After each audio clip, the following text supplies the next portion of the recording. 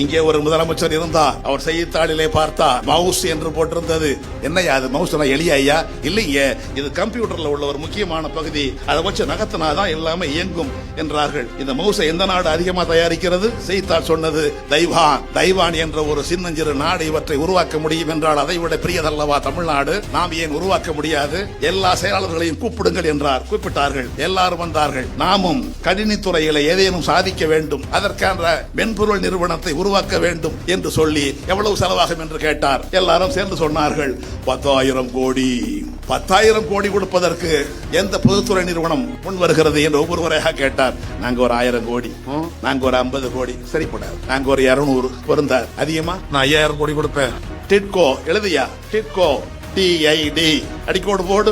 TID CO விட்டு அடுத்து யார் 5000 கோடி கொடுப்பா? எல்காட் அதை எழுது EL. அந்த TID EL ரெண்டையும் சேர்த்து பேரா வச்சிருங்க.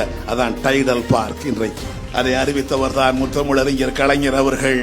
அந்த மென்பொருள் நிறுவனம் உருவானதனாலே தான் இன்றைக்கு உலகம் முழுவதும் எல்லா சமூகத்தை சேர்ந்தவர்களும் உயர்ந்த பொறுப்பில் இருக்கின்றார்கள். மென்பொருளுக்காக ஒரு கல்வி கொள்கையை உருவாக்கியது இந்தியாவிலேயே முதல் முறையாய் தமிழ்நாடு தான். கணினி பாடத்தை மேல்நிலை வகுப்பிலே பாடத்திட்டத்தில் சேர்த்தது தமிழ்நாடு தான்.